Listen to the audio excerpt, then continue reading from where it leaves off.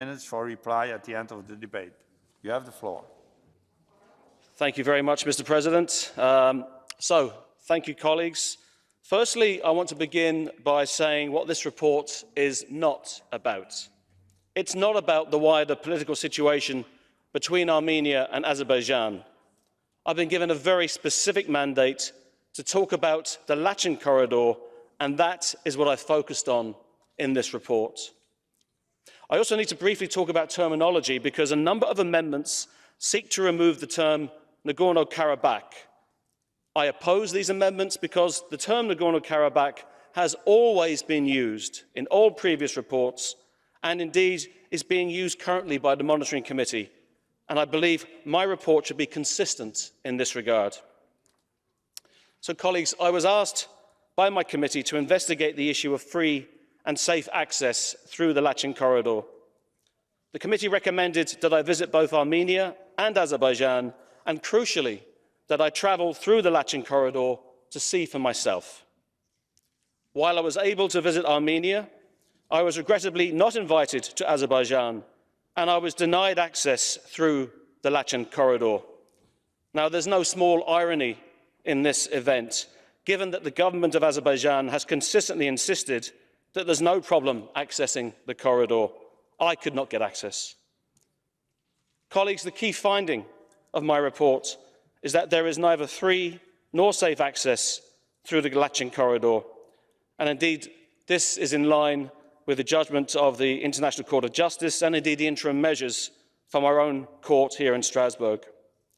So why do I say this? Well, because this is the clear message that I've consistently received from people living in Nagorno-Karabakh, from NGOs operating and working with people exiled from Karabakh, from senior medical staff at the hospital in Stepanakert/Kankendi, who explained that the only way that patients are being transferred to Armenia is through the corridor was via the ICRC, and that this method has been shut down now completely for over a week and was also shut down for a number of weeks in April and May. Colleagues, please think about this. How can Azerbaijan tell us there's free and safe access through the Lachin corridor when they themselves admit that hospital patients have to use the services of the ICRC to travel? How can this be described as free access? So, the lack of access has been the case since the 12th of December last, when a group of so-called eco-activists set up a blockade on the Lachin corridor, apparently making claims of illegal mining. I say so-called eco-activists because, in fact, many of these environmental protesters have been identified as members of the Azerbaijan military with government backing.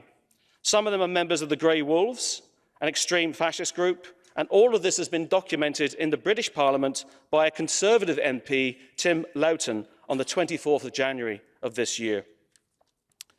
Colleagues, there is a growing humanitarian crisis in Nagorno-Karabakh, and the current situation is simply not sustainable for the local population. The crisis manifests itself in many ways: enforced family separation, enforced isolation of an entire community, and the fear and panic that that engenders. Access to food, access to medicines, access to medical care, access to education. Schools were closed for months during the winter because of the inability to heat them. And this was due to the deliberate cutting off of electricity and gas to the region. Electricity cut off since the 9th of January, gas cut off on several occasions, and then indefinitely since the 21st of March. So the only means of travel was for people who were sick, and that was through the ICRC, but that has been completely shut down now. So I want you to take a moment to imagine the situation that community finds itself in, cut off and to their minds forgotten by the international community. And then there is the hate speech which comes from the very highest levels of the Azerbaijan government. President Aliyev himself has referred to the population of Nagorno-Karabakh as the contemptible, loathsome and hated enemy. He also made a speech in Lachin itself just a couple of weeks ago, and he sent this message to his Armenian neighbours. He said, "Let them know that we can see Armenian villages from here. We can see those villages, so they should not forget about that."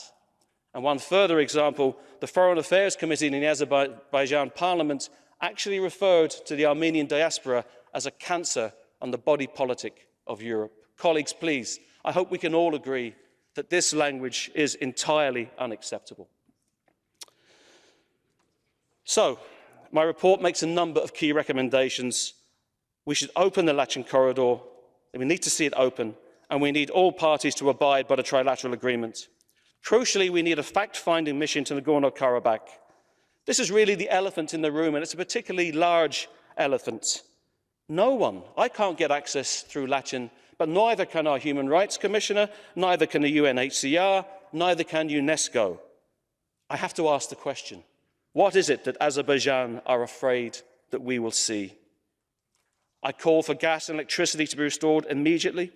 I call on both countries to work with the Council of Europe to adopt key protocols regarding the protection of minorities, i.e. the Framework Convention for National Minorities, and a Charter for Protection of Minority and Regional Languages. Colleagues, to conclude, the current situation is simply not sustainable. There's actually been no access for food or medicines or anything for over a week now.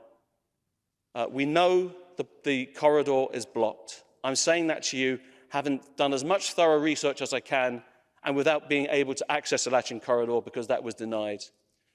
As we head towards the winter, they're expecting more power cuts. They're literally running out of the ability to produce any energy because the hydroelectric dam they have is now running out of water.